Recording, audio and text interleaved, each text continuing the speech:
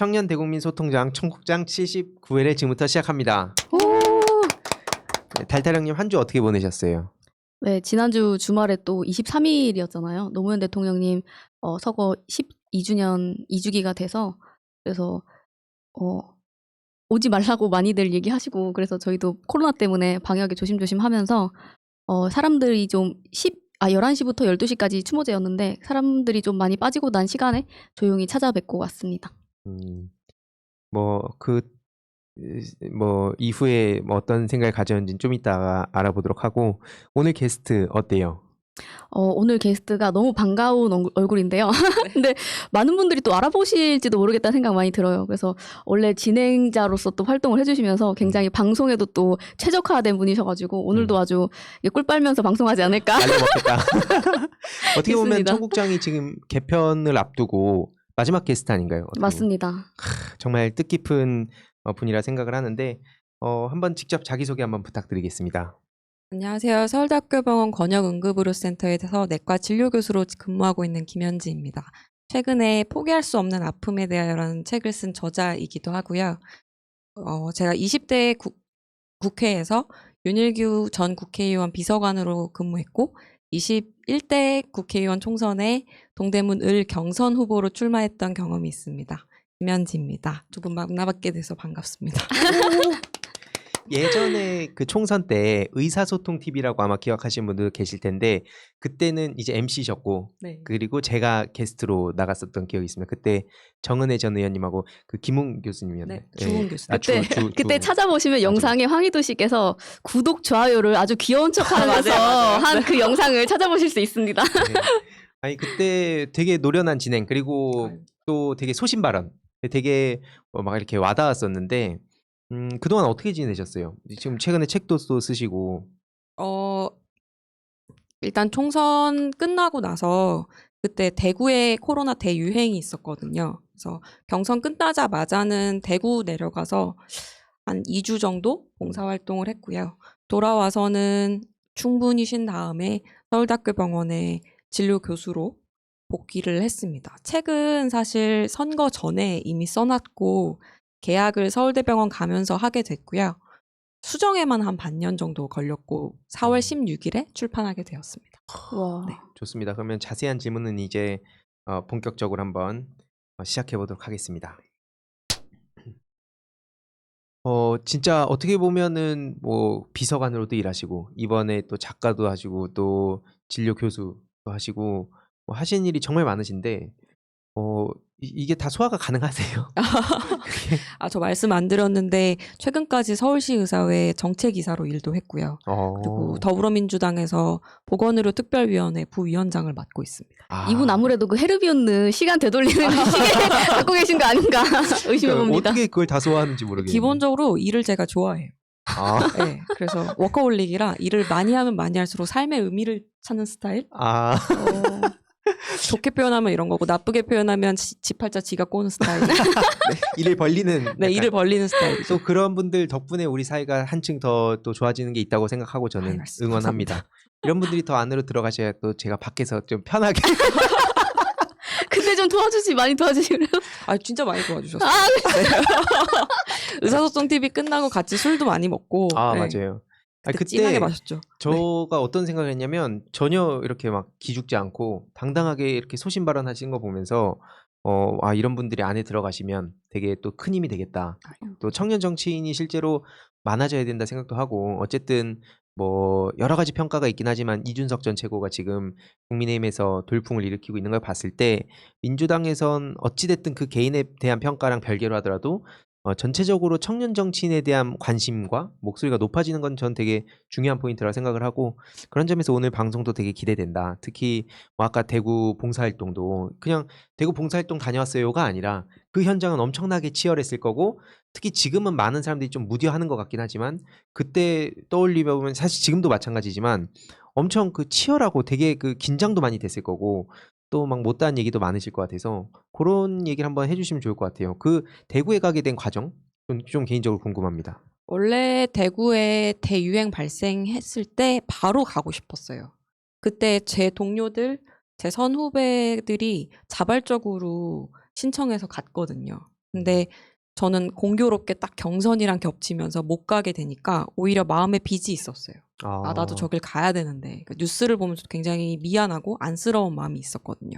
그래서 경선 끝나고 나서 되게 사실 속이 후련한 마음으로 갔어요. 그러니까 저는 의사고 환자 보고 있을 때 사실 마음이 제일 편해요. 그래서 가서는 사실 하루에 3교대, 2교대로 근무하면서 신체적으로는 되게 힘들었는데 환자들 보고 동료들이랑 같이 일하면서 마음의 힐링을 오히려 얻었어요. 네. 막 그 정치인들 만나다가 동료를 만나니까 본인도 힐링을 좀 얻고 싶은 것 같은 목소리인데요. 아주 프로게이머들도 안 만나죠 요즘. 돌아갈 데가 없어요.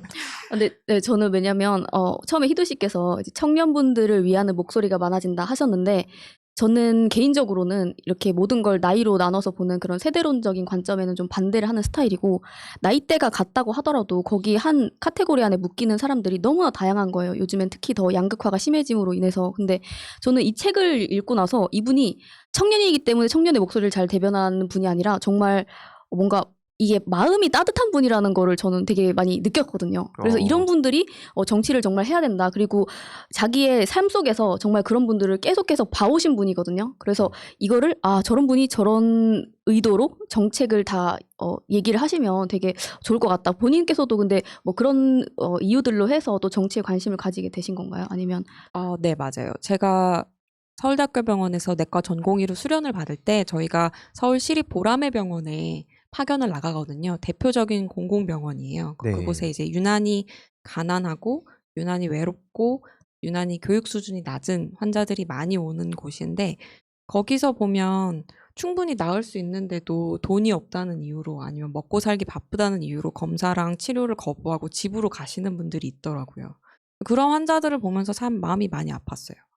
사실 서울대병원이면 최고 수준의 의료 서비스를 제공할 수 있고 그리고 최첨단 의료기기를 갖고 있는데도 불구하고 그분들의 가난이나 아니면 사회적 지지 기반이 부족한 거를 의사나 간호사가 해결해 줄 수가 없는 거예요. 그래서 의사 한 명이 진료실에서 환자를 수십 명, 수백 명 제대로 진료하는 것도 중요하지만 제대로 된 보건의료 정책을 만들고 제도를 만들면 더 많은 사람, 수천 명, 수만 명을 한 번에 더 건강하게 만들 수 있겠다라는 생각을 하고 정책을 해야겠다라고 결심했고요. 그래서 비서관을 사실 하게 됐어요.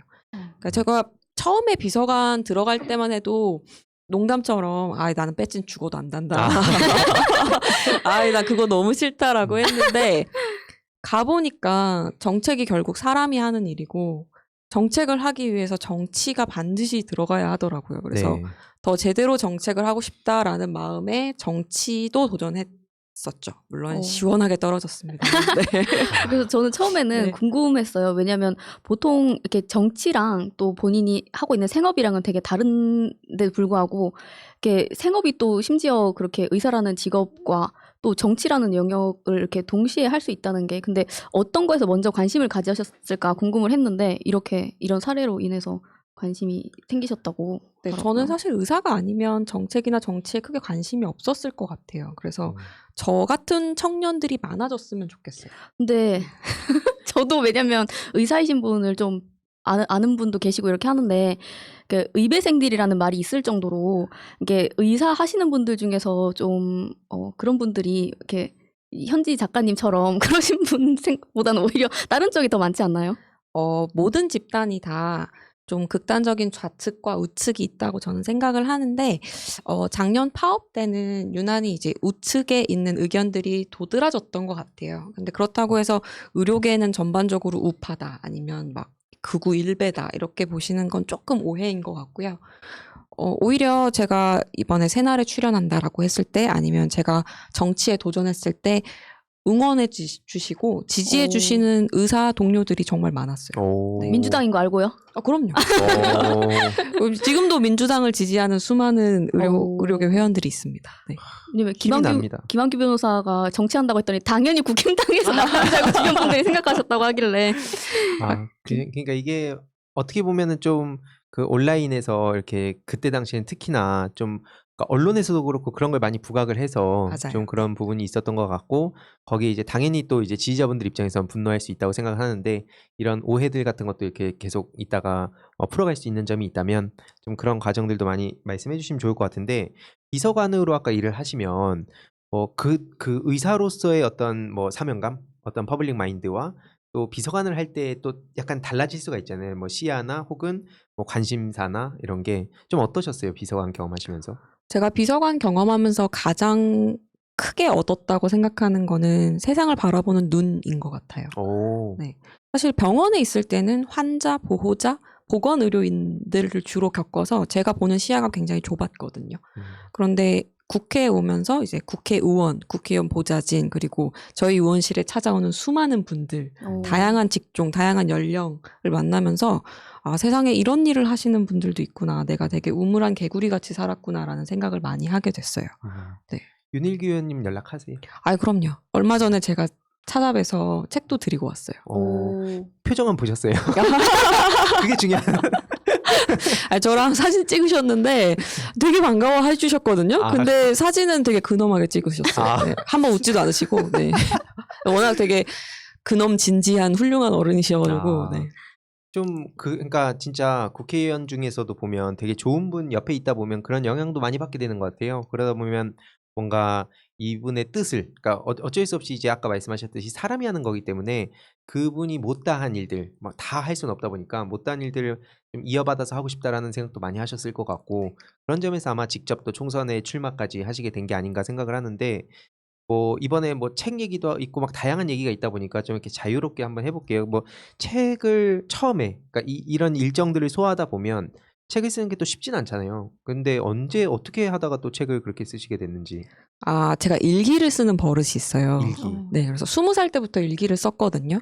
그래서 15년 정도 썼는데, 환자분들이 저한테 가르쳐 주신 게 정말 많아요. 그러니까 흔히 의사가 환자를 치료하는 입장이라고 생각하지만 반대로 환자를 치료하는 과정에서 환자 때문에 울고 웃고 그리고 의사도 인격적으로 성장을 하거든요. 그래서 일기를 쓰면서 유난히 기억에 많이 남았던 환자, 아니면 환자 보면서 가슴 아팠던 이야기, 아니면 비서관 하면서 보건의료 정책이나 제도에 대해서 고민했던 거, 그리고 출마할 때 너무 힘들었었는데 그런 경험들을 이렇게 환기하듯이 썼어요. 또 어느 날 문득 그 일기장을 다시 읽다가 아, 이거를 책으로 엮으면 누구나 쉽게 읽을 수 있는 환자와 의사 이야기, 병원에 숨겨진 이야기, 그리고 보건의료 정책과 제도에 대해서 쉽게 다가가는 이야기를 쓸 수 있을 것 같더라고요. 그래서 책으로 엮게 되었고 운이 좋아서 조금 큰 출판사랑 계약을 하게 됐고요. 그리고 정말 영광스럽게도 이국종 교수님께서 직접 추천사를 써주셨고요. 책 한번 잠깐 화면. 아, 네. 네, 포기할 수 없는 아픔에 대하여. 네. 야. 아, 총선 때 프로필. 아, 쑥스럽네요. 네. 이국종 교수님께서도 이렇게 추천사를 이렇게 네. 써주시는 게 사실 되게 흔치 않은 기회라고 저는 생각하거든요. 그만큼 뭔가 내용뿐만 아니라 이 김현지라는 인간에 대해서 어떤 믿음과 신뢰가 있었던 게 아닌가 뭐 이런 생각이 있는데 실제로 좀 이렇게 있으세요? 아, 네. 충분히요? 왜 이렇게 죄송해요. 실제로 있으세요? 아, 네? 약간. 너무 좀 그렇잖아요. 아, 제가 원래 평소에 굉장한 팬이었어요. 사실 외상외과 분야가 정말 외롭고 힘든 분야거든요. 예. 이국종 선생님께서 처음 외상외과 시작하실 때는 지금처럼 권역 외상센터나 닥터 헬기 이런 체계가 전혀 갖춰져 있질 않았어요. 아. 네, 그런 이국종 선생님 같은 분들이 이걸 바꿔야 된다라고 끊임없이 목소리를 내시고 문제 제기를 하셔서 언론과 정치권이 반응했고 지금의 체계를 구축한 거거든요. 그래서 평소에 제가 진심으로 존경하고 있었고, 근데 그쪽에 워낙 독보적인 분이시다 보니까 네. 국정감사 때마다 불려오시는 거예요. 아. 네, 국정감사 때마다 증인이나 참고인으로 오셔서 그때 이제 눈인사하고 인사만 드리는 사이였는데 이번에 책을 쓰고 아, 이분한테 정말 책 추천사를 받고 싶다라는 생각을 했어요. 그래서 솔직히 좀 무턱대고 부탁을 드렸는데 너무 흔쾌히 알겠다라고 하시더니 정말 책을 꼼꼼히 읽고 너무 후한 추천사를 써주셨어요. 그래서 오히려 교수님께서는 의료계 후배 중에 이런 고민을 하고 이렇게 목소리를 내고 노력한 후배가 있어서 너무 고맙다. 이런 책 써줘서 진짜 고맙다라고 말씀해 주셨어요. 야, 아니 근데 진짜로 그 방송을 통해서만 보더라도 많은 게 느껴지더라고요. 왜냐면 그 주변의 어떤 막 압박이라든지 그리고 막 실시간을 다투는 진짜 막 0.1초 차이에 막 사람의 생명이 왔다 갔다 하는 막 그런 과정들을 보면서 이게 밖에서 저도 느끼는 게 그냥 막 비판하고 지적하는 건 너무 쉬운데 그 안에 막 눈초리를 견뎌내는 것들 보면은 뭐 사실 의료계라든지 뭐 검찰 뭐 법조계 이런 데 보면은 쉽지 않겠다 생각이 드는데 불구하고 그런 분들이 계셔서 어떻게 보면 그런 공감하는 분들이 서서히 조금씩이라도 의사 표현할 수 있지 않을까 그런 점에서 또 되게 남달랐을 것 같아요. 네, 저는 사실 본인의 생각을 직접 실천하는 게 되게 어렵고 그걸 실천하는 분들을 진심으로 존경하거든요. 그 과정에서 선생님도 공격도 많이 받으셨고 막 뭐 나선다 아니면 네. 뭐 잘 모르면서 떠든다 이런 말도 안 되는 오해도 받으셨는데 그걸 다 이겨내시고 의료계를 위해서 환자들을 위해서 그렇게 노력하셨다는 거에 진심으로 존경합니다. 네. 제가 옛날에 그 미국 의료 드라마 그레이 아나토미 네. 아시죠? 제가 그걸 봤는데 그걸 보면 굉장히 철학적인 내용들 많고 아까 말씀해 주신 것처럼 의사가 그 자기 삶을 통해서 그 환자를 통해서 많이 배우고 이런 내용들이 많이 나오고 되게 심오한 내용들이 많잖아요. 네. 되게 근데 이 의사에 대한 소명이나 이런 것도 많이 나오고 근데 예전에 우스갯소리로 이제 인터넷에 올라온 것 중에 하나가 뭐였냐면 이제 의료 드라마라고 하는 거는 미국에서는 의사가 진료를 하고 일본에서는 교훈을 얻고 한국에서는 연애를 한다. 약간 이런 우스갯소리가 있을 정도로 되게 그런 드라마를 봤을 때는 뭔가 진짜 너무 숭고하고 정말 소명의식을 가지고 아무나 하는 직업이 아니구나 이렇게 생각을 하다가도 우리나라에서 막 그 예를 들어서 수술실 CCTV 문제라든지 막 한동안 되게 또 문제가 많았잖아요. 외과의들도 어떤 뭐 영업사원들한테 수술 진료를 맡기거나 뭐 이런 문제들이 많아서 그런 걸 볼 때 왜 우리나라에는 그런 사람이 없을까 이런 생각을 해보다가 그 아까 말씀해 주신 것처럼 이국종 교수님이나 아니면 김현지 교수님처럼 이렇게 책을 쓰신 대단하신 분. 네, 근데 이거 보면은 되게 그래도 우리나라에도 너무 희망이 있구나. 저는 그런 생각이 많이 들었어요. 그리고 사실 이게 팔은 안으로 굽는다고 하는데 제 생각에 우리나라 의료인들은 정말 헌신적이고 사명감이 높고 열심히 일하는 사람들이거든요. 좋은 사람들이에요. 근데 좀 샤이해요. 네, 그러니까 일도 워낙 바쁘고 좀 보수적인 성향이 있다 보니까 내가 이렇게 많은 일을 했어. 내가 이렇게 환자를 열심히 보고 있어. 내가 이렇게 많은 사람을 살렸어. 이렇게 얘기하는 거를 좀 부끄럽게 생각해요. 그래서 생색을 안 내시다 보니까 가끔 그런 좀 편향된 의견만 도드라져서 그런 오해를 더 받는 것 같고요. 사실 지금도 저는 지금 유튜브 촬영하고 있지만 묵묵히 당직 서면서 코로나 환자들을 보고 있는 수많은 의료인들이 있습니다. 그런 분들도 이렇게 나오셔서 대변하고 뭐 그런 것도 저 되게 중요하다고 봐요. 그러니까 네. 이국종 교수님에 대해서도 사실 뭐 그런 지적하는 사람들 뭐 그럴 시간에 일이나 해라 이런 사람들 막 있었는데 어쨌든 그렇게 묵묵히 일한다고 해서 이 뭐 바꿀 수 없는 것들이 있잖아요. 그게 막 땜질하는 거는 한계가 있고 그래서 이런 걸 계속 알리고 어떤 부조리한 거나 도움이 필요한 게 있으면 계속해서 알리는 사람도 반드시 필요하다 생각은 합니다. 네, 정말 그 황희도 씨도 맨날 가교 역할에 대한 중요성을 설명을 맞아요. 해주시는데 예. 정말 너무 필요하신 분인 것 같아요. 그 사이 역할을 하는 거에 있어서. 그때 그 연구원에서 유튜브도 하시면서 어떻게 보면 또 다양한 분들 만났잖아요. 좀 그때 경험은 좀 어떻게 기억에 남아 있으세요? 정말 우연하게 민주연구원에서 캐스팅이 와서 의사소통 TV를 촬영하게 됐고요. 사실 원래 포맷은 이제 사회 문제를 의사가 마치 질병을 진단하고 치료한다라는 개념으로 이제 사회 전반의 문제를 다룬다라는 컨셉이었는데 이제 총선이랑 맞물리면서 정치인들만 진단을. 유난히 정치적인 분들이 많이 나오셨어요. 근데 그래도 나름 굉장히 핫한 채널이었던 게 양정철 원장님도 나오셨고, 네. 그 다음에 김부겸 현 네. 국무총리님 나오셨고, 그리고 이재명 네. 도지사님 강력한 대선 후보시죠. 네, 네. 또 나오셨을 만큼 굉장히 핫한 채널이었고요. 그리고 이제 공교롭게 딱 마침 영입 인재들을 저희가 전부 다 소개를 했거든요. 네. 그래서 정말 다양한 분야에 출중하신 분들을 많이 만났죠. 그때 제가 중환자실에서 전담 전문의로 일하고 있을 때라 와. 24시간 밤새서 일을 하고 와. 다음날 바로 촬영한 경우가 많았거든요. 신체적으로는 많이 힘들었는데 되게 즐거웠어요. 되게 재밌었어요. 저는 사실 네. 그때 뵀는데 그런 상황일 줄 전혀 몰랐어요. 대박. 그러니까 그 전날 밤새고 촬영하고 아니 그랬는데 그 상태에서 그렇게 하신 거예요. 와. 네, 그랬죠. 일을 진짜 이게 진짜 좋아하시나 보다. 네. 이런 분들을 위해서 더 일을 많이 시켜야 돼요 원래. 왜냐면 이게 이게 모두가 좋은 거잖아요. 그러니까 그쵸. 억지로 저 같은 사람 국회 안 맞는 옷 이런 거 하지 말고 이런 분들이 국회로 가셔서 더 많은 일 할 수 있도록 하고 저는 되게 자유주의자라서 밖에서 저는 가교 역할을 하는 게 또 그런 역할도 필요하다 생각하기 때문에 이게 딱 그 맞는 옷을 입고 또 그런 역할을 하는 게 맞지 않나 생각을 합니다. 아무튼 그럼 일단 대략적인 이야기는 좀 들었고 뭐 이제 정치인 뭐 이제 김현지로서 뭐 정치인이라고 해도 상관없으시죠. 어차피 다 연결된 얘기니까 그리고 작가 겸 이런 이야기를 좀 깊은 얘기를 한번 들어보도록 하겠습니다. 그 국회에 아까 이제 총선에 출마를 하셨는데 그때 느낌은 좀 어땠어요? 뭐 많은 걸 또 그 과정에서 선생님은 제일 많이 느낄 수 있는 거잖아요. 내 여태까지의 삶과 향후 미래에 대한 삶 막 전반을 다 고민하게 되는 시점일 텐데 그 전후로 해서 좀 어떤 생각을 가지셨는지. 사실 총선 때는 너무 힘들었어요. 제가 굉장히 짧은 기간 동안에 총선 때는 제가 인생에서 제일 힘들었을 때가 전공이 2년차 때였거든요. 그때 제가 주 110시간에서 120시간씩 일하고 와. 2, 3일에 한 번씩 밤을 새면서 일했는데 그때 버금가게 힘들었어요. 그래서 쪽잠만 자고 새벽에 일어나서 피켓 들고 출근 인사하고 그리고 낮 동안에는 피켓 들고 동대문을 발로 걸어 다니면서 저란 사람을 알리고 퇴근 시간에 또 인사하고 저녁에 이제 선거 관련된 분들 만나고 돌아와서 쪽잠 자고 그 생활을 정말 2주를 했는데 신체적으로나 정신적으로나 진짜 힘들더라고요. 그리고 워낙 제가 정치의 생초짜니까 네. 인맥도 없고 뭐 인프라도 없고 한 상황에서 그리고 솔직히 돈도 없고 청년이니까 제가 의사니까 사람들이 돈이 많지 않을까라는 오해를 하셨는데 제가 진짜 돈이 없었거든요. 그 상황에서 선거를 치르는데 선거 진짜 돈이 많이 들어요. 네. 생각외로.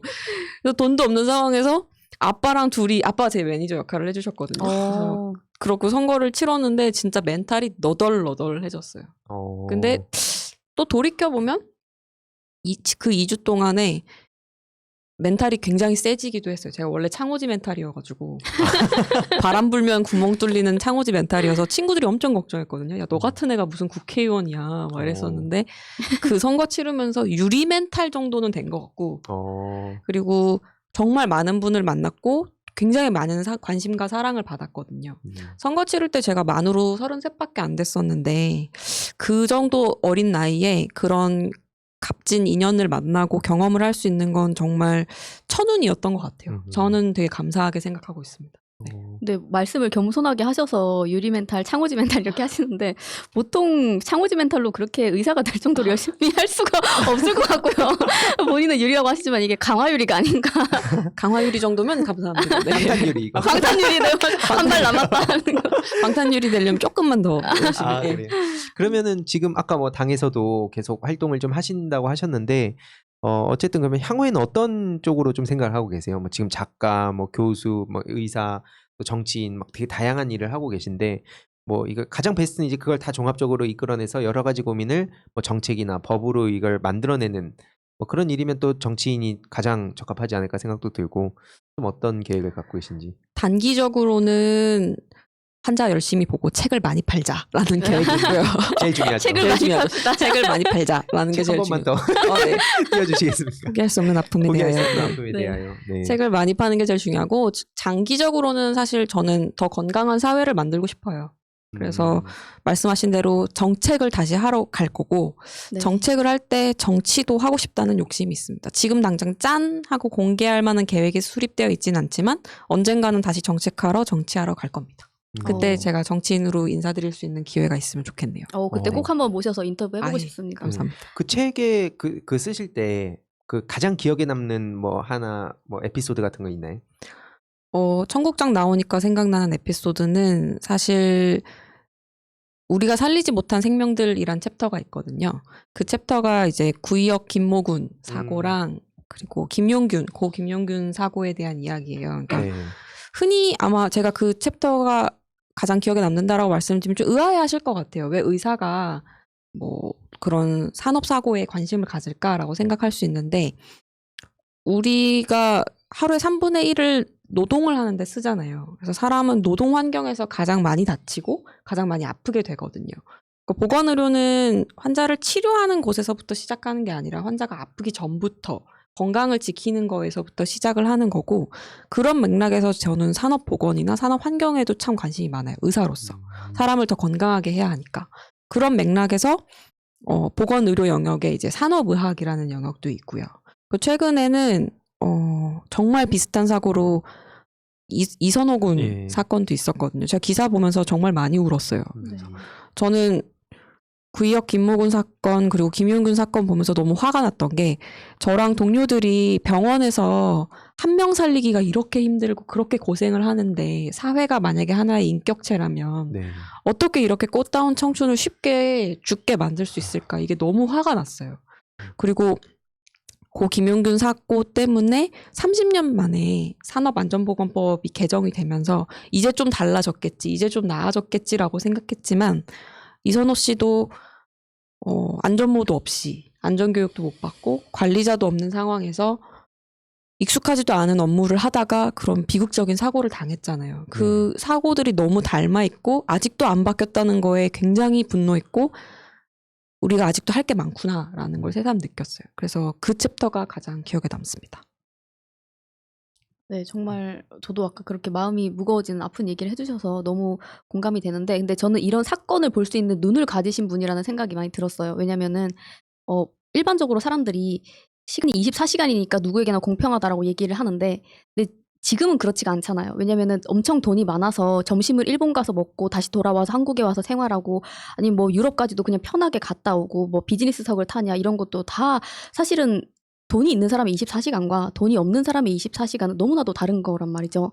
그런데 예를 들어서 똑같이 뭐 지병이나 뭐 유전병이 있는 사례를 하더라도 정말 돈이 있는 사람이 자기의 생활에서 그 자기의 이제 마지막을 준비하고 자기 어떤 병이 있는지를 미리 알고 대비를 하거나 가족들과도 함께 하는 시간 뭐 이런 것도 그렇고 이렇게 돈이 있는 사람과 없는 사람의 이 되게 그냥 아픔과 건강 이 모든 인생 자체가 너무 차이가 나는 거예요. 그래서 근데 이거를 갖다가 책에다가 약간 그런 내용도 좀 써주셨어요. 그래가지고 저는 이런 눈을 가지신 분이 이런 걸 볼 수 있고 이런 거에 대해서 생각을 할 수 있고 뭔가 여기에 개선 의지를 가지신 분이 정책을 하시면 정말 좋겠다. 저는 약간 그래서 그 생각이 되게 많이 들더라고요. 아까 제가 그래서 처음에 따뜻한 마음을 가지고 계시기 때문에 정치를 잘할 것 같다고 말씀드린 게 약간 그런 맥락이었는데 지금도 딱 그 짚어주시는 지점이 뭔가 그런 되게 그냥 저는 마음 따뜻해지고 뭉클해지는 것 같아요. 그런 얘기를 해주셔서 의사임에도 불구하고. 네. 흔히 의사들이 좀 냉정하다, 차갑다라고 많이들 생각하시는데 아까 말씀드린 이유로 되게 샤이해요. 그래서 표현에 익숙하지 않을 뿐 사실은 따뜻한 마음을 가진 의사들이 많고요. 아까 희주 씨가 말씀하신 것처럼 열심히 환자 보는 의사도 있어야 하고 저처럼 가교육화라는 의사도 있어야 할 것 같아요. 그리고 지금 예를 들면 저희 당의 신현영 의원님처럼 네. 실제로 국회 내에서 근무하고 계신 분들도 있어야 할 것 같고요. 네. 신현영 의원님을 보면 안 그래도 참 되게 여러 가지 생각이 많이 들겠어요. 그 안에서 또 왜냐면은 각자의 아젠다라고 해야 되나 이게 또 다 다르니까 사실은 되게 힘을 내기가 또 어렵잖아요. 현실적으로 워낙 많은 이슈들이 있고 그러다 보니까 이게 자꾸 우선순위에서 밀릴 때도 있고 뭐 예를 들어서 다른 막 환경 문제라든지 이런 다 하나하나 뜯어보면 되게 중요한데 자꾸 후순위로 밀리게 됐을 때 어떤 의료 쪽에 대해서 뭐 신현영 의원님하고는 또 특히나 더 많이 연락하고 하시나요? 네, 개인적 친분이 있고요. 원래 국회의원 당선되기 전부터 개인적 친분이 있었어요. 그래서 제가 존경하는 선배님이고 보고 있으면 사실 되게 감사한 마음도 드는데 동시에 되게 좀 짠해요. 되게 외로우실 것 같아요. 그러니까 지금 보건복지위원회에 의사 국회의원이 신현영 의원님 딱 한 분밖에 없거든요. 그래서 혼자 고군분투하고 계실 것 같아서 이 자리를 빌어 격려와 위로를 드리고 싶습니다. 근데 그 이용빈 의원님이 지역구이시긴 한데 의사 출신. 네, 맞아요. 네, 맞는데 산자위에 계세요. 네, 아. 그래서 언젠가 복지위로 오시지 않을까 기대하고 있습니다. 나중에 또 김현지 님이 또 의원이 돼서 그 안에 같이 이렇게 발맞춰가면 또 좋지 않을까 네. 생각을 하는데 어쨌든 이런 여러 가지 지금 사실 가짜 뉴스도 너무 많았고 그러다 보니까 또 아까 뭐 달태령님 말씀처럼 일부 어떤 극단적인 얘기들이 언론에서 계속 보도되고 뭐 그게 어떤 의도를 가졌던 가지지 않았던 또 다수 시민들은 그런 걸 보면서 실제 의료계와 많이 충돌도 했었고 또 저 같은 경우에도 가끔씩 이제 좀 납득하기 어려운 주장들이 많이 이렇게 전달되는 걸 보면서 왜 이렇게 될까라는 생각을 했었거든요. 근데 뭐 그런 과정들 사이에서 어떻게 보면 되게 많은 생각을 하셨을 것 같아요. 저도 뭐 게임 쪽 이슈나 뭐 이런 얘기들이 막 오갈 때 막 내부를 들여다보면 이게 참 되게 복잡하게 얽혀 있는 것도 많고 뭐 그런 과정 사이에서 그 가교 역할을 지금 상황에선 가교 역할인데 좀 많은 고민과 또 이걸 어떻게 풀어갈지 이 얽힌 매듭을 그런 고민을 되게 많이 하셨을 것 같아요. 네, 고민 많이 했었고, 가끔은 좀 안타깝기도 해요. 저는 정치인이기도 하면서 동시에 의사이기 때문에 과학적인 팩트가 굉장히 중요하거든요. 특히 이번에 코로나 방역이나 백신 문제 관련해서 이게 자꾸 정치적으로 접근하시다 보니까 과학적 팩트를 가리는 가짜 뉴스가 많이 나왔어요. 네. 그래서 그런 걸 보고 있으면 화도 나고 안타깝기도 하고요. 그걸 바로잡는 역할을 할 의사들이 더 많이 나와야 된다라고 생각하고 있습니다. 그러니까 뭐 약간 그런 생각이 많이 들어요. 이 뭐 프로게이머 쪽에서 저도 보면은 어쨌든 제 주장에 공감하지 않는 친구들도 많지만 일부 이제 그 안에서 공감은 하는 친구들은 조용히 이제 연락이 오더라고요. 그래서 막 응원하고 뭐 덕분에 뭐 되게 뭐 고마울 때도 있다. 이런 것처럼 아마 안에서 의료계에서도 많은 또 어떤 비판을 받는 지점도 있겠지만 또 뭐 이국종 교수님처럼 뭔가 지금 김현지 님도 많은 또 응원의 목소리도 그 내부에서도 있지 않을까 생각을 하는데 특히 이 백신 가짜 뉴스 이런 거 보면서 저도 너무 열불나더라고요. 이게 어느 순간 막 진실이 중요해진 게 아니라 그냥 내 입맛에 맞는 되게 자극적인 얘기들이 오히려 더 이제 진짜가 돼버리는 그런 아이러니한 것도 많이 보는데 그런 의미에서는 진짜 앞으로 하실 일이 정말 많을 것 같아요. 네. 백신 얘기는 나온 김에 잠깐 하면 과학자이자 의사로서 꼭 맞으시는 것을 권고해 드리고 싶어요. 저도 아스트라제네카를 2차까지 접종했거든요. 그래서 네. 흔히들 이제 모더나랑 화이자는 좋은 백신, 아스트라제네카는 나쁜 백신 이렇게 잘못된 가짜 뉴스가 돌고 있는데 네. 그렇진 않고요. 물론 항체 형성률에서만 놓고 보면 화이자랑 모더나가 아스트라제네카보다 조금은 앞선 게 맞지만 2차를 접종한다는 가정하에 아스트라제네카도 성능이 떨어지는 백신이 아니거든요. 그리고 코로나 치료제가 지금 없는 상황에서는 백신을 최대한 많이 빨리 접종하는 게 우리 사회의 이제 방역을 굳건히 하는 방법이라서 꼭 접종을 하셔야 된다. 특히 60세 이상은 코로나 예방접종을 통해서 사망률을 수십 배 이상 낮출 수 있거든요. 그래서 그런 이득을 감안하시면 반드시 접종하시라고 권해드리고 싶습니다. 저희 어머니 아버지도 접종 대상자시라서 지금 이미 예약을 해놓으신 상태고요. 네. 근데 이게 좀 어려운 문제가 저도 제 주변 친구분들이 이제 정치에 관심이 없으신 친구들한테 얘기를 할 때 이 친구들이 아스트라제네카 같은 경우에는 오히려 젊은 사람한테 더 위험하다더라 이런 얘기를 하는 거예요. 그래서 이 친구들아 그거는 우리가 이렇게 그런 부작용 같은 거는 이거 가다가 오늘 나가서 교통사고 나면 안 되니까 집에 있어야지 하는 거랑 비슷한 정도라고 이렇게 얘기를 해도 언론에서 이 인간의 불안감을 조성하는 게 얼마나 쉬운 일이에요, 사실은. 정말 네, 그렇죠. 이 끝을 살짝 건드려서. 근데 이런 걸 너무 많이 당해서 그런지 이 친구들도 절대 뭐 어떤 커뮤니티라거나 일베를 하거나 이런 친구들이 아닌데도 그냥 그런 얘기를 너무 자연스럽게 하는 거죠. 그리고 뭐 이렇게 부모님들이 맞고 이런 것도 문제지만 본인들이 맞기가 무섭다. 오히려 그래서 주변에 보니까 나이가 좀 있으신 뭐 40, 50대 이런 분들보다 좀 젊은 사람들이 나는 진짜 안 맞을래 이렇게 하는 분들도 많이 계신다고 하더라고요. 이해는 돼요. 겁은 날 수 있을 것 같아요. 맞아요. 근데 사실 부작용이 하나도 없는 약은 세상에 존재하지 않거든요. 네. 모든 약은 부작용이 있어요. 심지어 우리가 감기에 걸려서 먹는 콧물약조차도 부작용이 있거든요. 그에 비하면 아스트라제네카로 인한 혈전은 특수 부위에 생기는 혈전이라서 굉장히 드문 혈전이고 우리나라 같은 경우는 수백만 명 중에 한 명 생길까 말까 한 혈전이에요. 그래서 너무 걱정하지 마시고 네. 백신이 주는 이득이 훨씬 더 크다라는 걸 기억하시고 꼭 맞으셨으면 좋겠습니다. 그러니까 언론 보도 보면 진짜 가끔씩 기가 막힌 게 뭐 예를 들어서 이런 거 있잖아요. 뭐 이제 누가 사망을 하게 됐는데 알고 보니까 점심에 쌀밥을 먹었다더라. 뭐 이런 식으로 약간 인간관계를 바꿔갖고 그냥 왜 저도 이제 그런 거 보면 기가 차냐면 맨날 게임이 그 타겟이 돼서 그렇거든요. 아, 그럼 뭐만 하면은 얘가 게임을 좋아했었대. 그럼 그냥 게임으로 인해서 사고가 난 것처럼 그렇게 되는 걸 보면서 야 언론이 어떻게 저렇게 보도를 할 수 있을까 그런 생각 늘 갖고 있었는데 그대로 비슷한 양상으로 뭐만 하면 그냥 백신 때문이다. 근데 나중에 보면 아니었는데 해도 그 아니었는 데는 관심이 없잖아요. 이미 네, 불안감은 맞아요. 뿌리 깊게 박히고 이거 언론 개혁 이러니까 전 진짜 너무 해야 된다고 생각합니다. 진짜 심각한 정도인데 아무튼 뭐 이 백신과 뭐 어떤 건강에 대한 얘기가 나와서 또 하나 여쭤보고 싶었던 게 건강이라는 게 어떤 물리적인 건강도 있지만 되게 그런 심리적, 정신적인 건강도 되게 중요하다고 보는데 좀 그런 부분에서 좀 하고 싶었던 얘기 뭐 있을까요? 전반적으로. 제가 청년 자살 문제에 정말 관심이 많아요. 우리나라가 10대, 20대, 30대가 OECD 자살률 1위거든요. 그리고 20대 같은 경우에는 사망자 원인이 절반 정도가 자살이에요. 그러니까 그 꽃다운 나이에 사망한 사람이 절반이나 자살로 생을 마감한 거죠. 근데 사실 청년들이 비교적 신체적으로 건강한 나이대이기 때문에 청년들의 정신적 문제에 대해서 우리 사회가 너무 무관심한 게 아닌가라는 안타까움이 항상 있어요. 사실 우리 청년 세대 너무 바쁘고 힘들잖아요. 일도 고되고, 그리고 지금 코로나 때문에 자주 만날 수도 없고, 취업난은 더 어려워졌고, 그런 상황에서, 그리고 아까 말씀드렸던 뭐 산업 환경, 극단적인 산업 환경에 많이 노출되었고, 그래서 청년들의 정신건강 문제가 진짜 중요한데, 그런 이야기를 속 시원히 해주는 곳이 없는 것 같아요. 그러니까 저는 이거를 사회가 더 관심을 많이 갖고, 더 보듬어주고, 정책이나 제도적으로 더 지원해줘야 되는 문제라고 생각하거든요.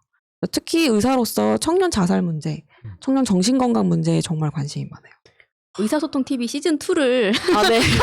진단을 좀 해보셔야 될 것 같습니다. 그러니까요. 이게 진짜로 저는 이제 온라인 어떤 혐오 문제에 되게 관심을 많이 갖고 있는데 특히 인플루언서들이 있잖아요. 막 꼭 보수 진보 이런 거 시사가 아니더라도 인플루언서라 그러면 사실 악플은 기본적으로 따라오는 거고 뭐 연예인 때도 그랬지만 그 이제 악플이란 것도 되게 무뎌진 것 같고 어느 순간 그리고 뭔가 이제 그걸로 스트레스를 호소를 해도 뭔가 인플루언서는 당연히 그거 감내해야지라는 인식이 있어서 그래서 인플루언서들이 같이 이것저것 해결해갈 인식을 바꿔가고 사회적 책임을 통해서 뭔가 바꿔가야 된다 생각하는데 문제는 주 반응들을 보더라도 개인의 나약함으로 가더라고요.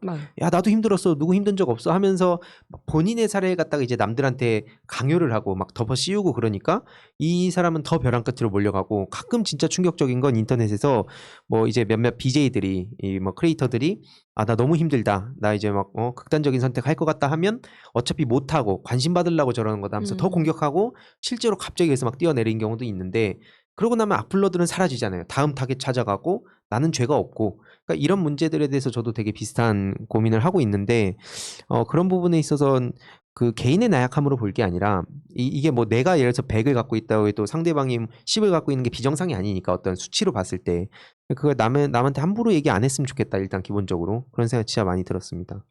우리 사회가 사실 과도한 경쟁을 부추기는 사회고 네. 경쟁에서 지면 제2, 제3의 기회를 받기가 굉장히 어려운 사회예요. 경쟁에서 지면 한순간에 나락으로 떨어지거든요. 그런 상황에서 개인의 우울증이나 자살 문제를 너가 나약해서 문제야 아니면 개인의 책임으로 치부해버리면 OECD 자살률 1위 국가라는 오명을 영원히 벗을 수 없을 것 같아요. 그래서 희두 씨가 하신 말씀을 굉장히 공감하고 이게 우리 모두의 문제고 우리가 다 관심 갖고 서로 아껴줘야 되는 문제라고 생각하고 접근을 해야 청년 정신건강 문제나 그런 악플 문제나 자살 문제도 해결할 수 있을 것 같아요.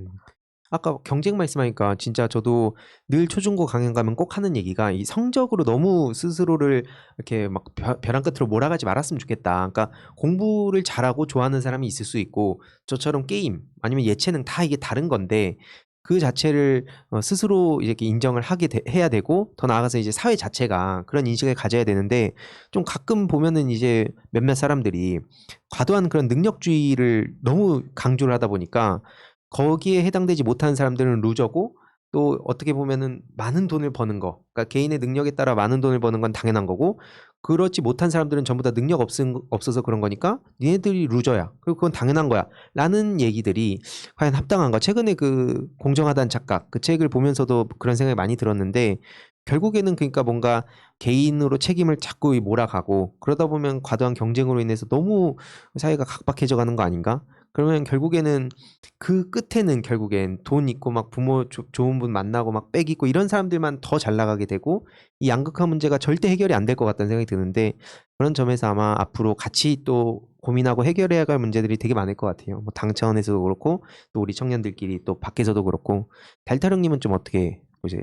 네, 저도 너무 공감하고 이게 이 앞 시간에 이제 정권 연장을 위한 싱크탱크에서도 뭐 이제 복지랑 교육 개혁에 대한 얘기도 하고 그렇게 했는데 어쨌든 근데 교육 개혁이라는 게 교육만 해서 지금 자라나는 청년들한테 청소년들한테 너네 성격 신경 쓰지 마라고 할 게 아니라 이 사회 자체가 근데 이미 그게 다 물들어져 있는 거잖아요. 이 사회에 구성하고 있는 기득권층이 다 그렇게 생각을 하고 있고 이런 것들이 다 바뀌지 않으면 사실 자라나는 세대만 그렇게 생각을 한다고 해서 이게 괜찮을까 하는 생각이 많이 들거든요. 지금 자라나고 있는 청소년 청년들이 온라인상에서 아까 희두 씨 말씀해 주신 것처럼 미디어 그리고 이 디지털 이 네이티브들이 사실은 뭐 페르소나라고도 할 수 있지만 이 온라인 세계가 이들한테 굉장히 중요한 영역이거든요. 근데 이제 기성세대 분들은 거기에 대해서 그렇게까지 관심을 안 가지시는 것 같아서 저는 좀 약간 걱정인 부분도 있어요. 왜냐면은 예를 들어서 온라인상에서 정말 굉장하게 예를 들어서 뭐 인격 살인을 하든지 아니면 이걸로 코인을 벌기 위해서 예를 들어서 굉장히 뭐 심한 어떤 행위를 하는 사람이 있으면 그냥 쟤는 그냥 뭐 안 좋은 애지 뭐라고 하고 그냥 넘겨버리는 거예요. 사실 이 사람은 근데 이 온라인상에서 굉장히 젊은 층이나 어린 층들한테 막대한 영향력을 행사하고 있는데 이렇게 좀 사실 민주당 지지하시고 계신 어르신이나 기성세대 분들께서도 거기에 대해서 좀 관심을 좀 많이 가져주셨으면 좋겠다 하는 생각을 좀 많이 하고 있습니다. 그래서 약간 인스타그램 하시나요? 네, 합니다. 그게 네. 이게 저는 온라인과 오프라인이 나뉘면서 이건 지금 들으시는 부모님들한테 꼭 말씀드리고 싶었던 건데 온라인 생태계가 생겨나면서 그 SNS, 인스타그램 같은 거 하다 보면 안 그러고 싶은데도 자꾸 남하고 막 비교를 할 수밖에 없는 환경. 그러니까 거기선 좋은 거, 멋있는 거, 세련된 거 막 이런 것들을 많이 다른 친구들이 하다 보니까 그냥 멀쩡하게 있다가도 갑자기 막 박탈감을 느낀다든지 이런 경우가 되게 많은데 그 과거의 관점으로 지금 청년들, 청소년들 진단하다 보면 니네들이 뭐 거기서 이제 라떼 나오고 니네들이 왜 그러니까 자꾸 비교를 해. 비교하지 마라고 하기에는 물리적인 환경 자체가 많이 달라졌다고 생각해서 이 토양 위에서 같이 고민해야 되지 않을까라는 생각이 많이 들었는데 좀 어떻게 보세요? 네, 두 분 말씀에 공감하고요. 온라인 생태계가 이제 무시하기에는 너무 커져버린 것 같아요. 그리고 청소년들이나 청년들은 굉장히 중요한 플랫폼이 됐고요. 그래서 그 있는 그대로를 인정해주고 관심을 갖는 것도 중요하다고 생각하고요. 거기에 하나만 더 덧붙이자면 저는 청년들도 이야기를 더 많이 했으면 좋겠어요. 그러니까 온라인이라는 플랫폼이라는 굉장히 강력한 도구를 하나 쥐고 있잖아요. 기성세대에 비해서. 이 도구를 활용해서 우리의 목소리를 더 많이 반영시키고 국회나 정치권이나 언론에 관심을 받는데 더 썼으면 좋겠다는 생각을 하고 있습니다. 이 부분도 저 정말 되게 중요하다 생각해요. 왜냐면은 청년의 목소리를 아까 말씀드린 것처럼 그냥 나이가 비슷하다고 해서 그 청년들의 목소리를 대변할 수는 없다고 생각을 하는데 예전에 제가 이제 뭐 누구와의 만남? 약간 이런 데 갔었어요. 그 어떤 정치인분이 청년들을 모시고 얘기하는 자리였는데 청년분이 이제 뭐 이것도 잘못됐고 막 이렇게 얘기하시다가 그러면 아니 그래서 우리가 당신들한테 이제 얘기할 기회를 줄 테니까 한번 얘기해 보시오 하니까 우리가 당신 뽑았잖아. 그럼 당신들이 알아서 해야지. 약간 이런 식의 얘기를 하시더라고요. 제가 그래서 저 사람이 지금 청년 달고 청년이라는 이름표 달고 저렇게 대변한다고 해서 지금 저렇게 얘기하고 있는 건가? 너무 화가 나는 거예요. 그런 얘기를 할 거면 차라리 그냥 얘기를 하지 말지. 너무나도 무책임하게 대안 없이 정말 그냥 기성세대를 까기만 하고 아무런 정말 뭐 생각이나 이런 게 사실 고민 없이 그냥 까기만 하는 거잖아요. 사실 그건 너무 쉽다고 할 수가 있는데 그래서 그런 부분이 너무 안타까웠고 지금 왜냐면 어떻게 보면 청년의 목소리를 대변하고 있다고 하는 사람 중에 한 명이 지금 이준석이 있잖아요. 그래서 그런 상황들을 보면 저 너무 좀 안타깝다. 이제 민주당에서도 청년의 목소리를 제대로 듣고 반영할 수 있는 정치 하시는 분들이 좀 나왔으면 좋겠다 하는 생각입니다. 근데 아마 그러니까 지지자분들 입장에선 그렇게 대안 없이 비판할 수도 있다고 생각하는 분도 있을 것 같긴 해요. 그렇죠. 왜냐하면 뭐 그러면 우리가 정치 왜 뽑냐라고 하는 분도 계실 수는 있을 것 같아서 그 주제에 대해서 아마 되게 많은 의견들이 있을 것 같아서 그냥 혹시나 이제 누가 댓글 달까봐 미리 그냥 말씀드린 거고 저도 아무튼 이런 논의들이 더 많이 다양한 청년들의 생각을 들여다보는 거 중요하다 보는데 직접 또 출마를 해보신 입장에서 청년 정치인이 약진하는 게 현실적으로 아까 뭐 돈 문제도 나왔고 예를 들어서 지역이나 이런 데 가면 인지도 문제나 저도 이제 공간이 하면서 많이 느끼게 됐는데 그게 쉽지가 않잖아요 현실적으로. 그래서 그럼에도 불구하고 더 많이 목소리를 내야 된다는 데는 아마 저희 셋 다 공감을 하는 것 같아요. 그래서 필드에서 직접 뛰어본 청년 입장으로서 좀 어떤 얘기를 좀 하고 싶으셨나요? 이걸 보시는 뭐 기성세대 분한테도 하고 싶은 얘기가 있을 수 있고 또 청년들한테 다른 얘기를 할 수도 있으니까. 저 3가지 있어요. 오. 준비된 인재. 3가지. 의사로서 말씀드리고 싶은 거는 더 나은 그러니까 더 건강해지기 위해서 더 나은 보건의료 체계를 만들기 위해서 청년들이 네. 나의 건강을 지켜달라라고 먼저 목소리를 꼭 냈으면 좋겠습니다. 그러니까 음. 보건의료 정책에 관심을 많이 가져주셨으면 좋겠고요. 그리고 아까 말씀드렸듯이 뭐 고 이선호 씨 사건도 사실 우리의 보건의료, 우리의 건강과 너무 밀접한 관계가 있는 거라서 그런 뉴스에도 관심을 가져주셨으면 좋겠고 좀 더 적극적으로 이런 환경을 개선해라라고 요구하셨으면 좋겠어요. 이게 제가 청년으로서 의사로서 청년분들한테 드리고 싶은 말씀이고요. 그리고 출마했던 정치인으로서는 사실 청년이 기성세대 정치인하고 경쟁해서 이긴다는 게 거의 불가능에 가까워요. 네. 그러니까 일단 경력이 없고 스펙이 없고 한 줄 이력서에 한 줄 쓰기도 우리는 어렵잖아요. 네, 근데 맞아요. 그분들은 뭐 무슨 장 하셨고 뭐 빵빵하죠. 빵빵하죠. 모자라요, 그러니까 칸이. 약간 굳이 비교를 하자면 저랑 문재인 대통령님이랑 붙는 느낌? 그런 아. 느낌이고 되게 막연해요. 네. 정말 막연하거든요. 그래서 당에 제안하고 싶은 건 말만 하지 말고 정말 청년 정치인들을 발굴해서 기회를 줬으면 좋겠어요. 저는 개인적으로는 이준석 정치인이 최고위원 당대표 출마하는 거 보고 되게 멋있다고 생각했어요. 우리도 그런 사람이 나오면 좋겠어요. 우리도 청년인데 당대표 최고위원에 도전하는 사람들이 더 많이 나왔으면 좋겠고 우리가 저게 꿀리지 않는다. 우리도 더 많은 청년 인재들이 있다라는 걸 보여줄 수 있도록 빵빵한 금전적 혹은 뭐 제도적 지원을 해줄 수 있었으면 좋겠고 마지막이 뭐였죠? 세 가지. 마지막은 네. 정치하면 사실 되게 막연하게 생각하시는 것 같아요. 근데 사실 내가 관심 있는 분야의 뉴스를 챙겨보기 시작하는 것부터가 저는 정치, 사회 참여라고 생각하거든요. 네. 그래서 저는 의대생 때부터 보건의료 분야 전문지를 계속 꾸준하게 봤어요. 그래서 내가 관심 갖고 있는 게 뭐든, 뭐 희두 씨는 게임이든, 아니면 달타령님은 뭐 유튜브, 뭐 아니면 크리에이터든 그쪽 분야로 내가 관심 있는 분야를 꾸준히 관심 갖고 보셨으면 좋겠고, 그리고 정치에도 참여하셨으면 좋겠어요. 더 많은 청년들이. 네. 그러니까 처음에는 뭐 내가 지지하는 정당을 만든다던가 국회의원을 후원하는 것부터 시작할 수가 있고, 네. 나중엔 저처럼 국회의원 보좌진으로 일하거나 아니면 직접 출마할 수도 있고, 꼭 정치가 아니어도 뭐 시민단체나 NGO를 후원하거나 거기에 참여하는 것도 장기적으로는 우리 사회를 더 좋게 만드는 정치에 참여하는 길이라고 생각합니다. 맞아요. 저는 요즘 어떤 생각을 하냐면 그 최근에 게임 막 확률형 아이템이라 어떤 논란이 있어서 그때 막 게임하는 사람들이 돈을 모아서 국회 쪽에 막 트럭을 보낸 거예요. 그래서 막 넥슨이라는 대기업이 반응을 하기 시작하고 뭐 이해로도 여러 가지 막 기업도 되게 반응 많이 하잖아요. 뭐 그게 좋든 안 좋든 그런 점에서 뭔가 이제 효능감을 서서히 느끼고 있는 것 같은데 그런 점에서 저는 청소년들도 지금 뭐 기성세대나 여의도에 그냥 좀 관심을 안 갖고 불신을 하는 거지 사회 문제는 되게 관심 많이 가지고 있다 보거든요.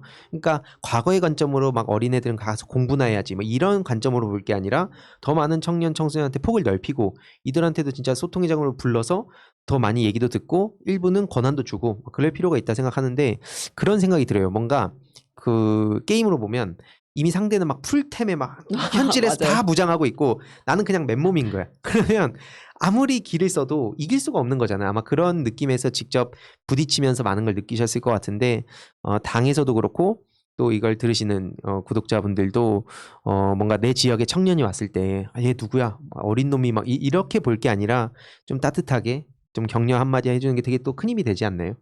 그럼요. 저 실제로 출마했을 때 그냥 딱 마주쳤는데 동대문을 주민께서 저한테 동대문이 청년을 기다렸어요라고 얘기하셨거든요. 와. 그게 그 힘들고 추운 와중에 정말 큰 위로가 됐어요. 와, 네. 되게 뭔가 딱 꽂히는. 네. 네.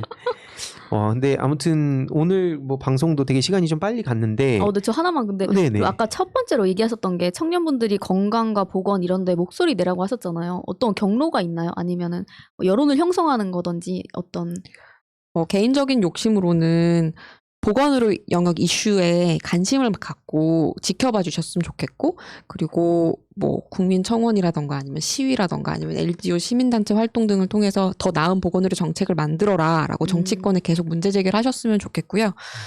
하나만 더 욕심내자면 보건의료인 중에 청년 전문가들이 더 많이 정치에 참여했으면 좋겠습니다. 저처럼. 네. 좋습니다. 일종의 그런 어떤 선구자로서의 역할도 해주실 것 아유, 같아요. 아닙니다. 선구자라니 가당치지 않습니다. 최전선에서 이거 밀어내겠다는 거 아니에요? 등 떠미는 거 아니에요? 역사적 사명을 가지고 그만. 과해요. 예, 온갖 그 붙일 수 있는 거 다 붙이려고요. 감사합니다. 아, 근데 또 이게 또 그 아무튼 진짜 이렇게 웃으면서 말씀하시지만 되게 힘든 길인 것 같아요. 왜냐면은 또 내부에서의 또 아까처럼 일부 이런 걸로 비판하는 사람들도 분명히 있을 거고 그러다 보니까 여러 가지 또 풀기 쉽지 않은 문제들도 많고 또 오랫동안 쌓여온 문제들이 되게 하루아침에 해결되는 건 또 현실적으로 불가능하다 보니까 또 뭔가를 바랬던 사람 입장에서는 이게 뭐야? 막 이런 것도 되게 많이 있을 것 같아서 되게 험난한 길을 가신다 생각을 하고 아까 그 책 한 번만 더 마지막으로 비춰주시겠어요? 그 책도 많이 읽으시고 뭔가 이런 저도 도서 이벤트 같은 것도 종종 하니까 이런 책들을 어떻게 또 더 많이 알려서 더 많은 분들이 좀 볼 수 있고 공감할 수 있을지 그런 것들 한번 고민해 보겠습니다. 한번 오늘 시간이 또 너무 빨리 갔는데 혹시 마지막으로 하시고 싶은 말씀 있으실까요? 잊지 않고 새날에서 저를 불러주셔서 정말 영광이었고요. 즐거웠습니다. 앞으로 여자로서, 청년으로서, 의사로서, 정치인으로서, 그리고 작가로서 김현지의 행보를 계속 애정 있게 지켜봐 주시면 감사하겠습니다. 종종 불러주세요. 네네, 네. 좋습니다.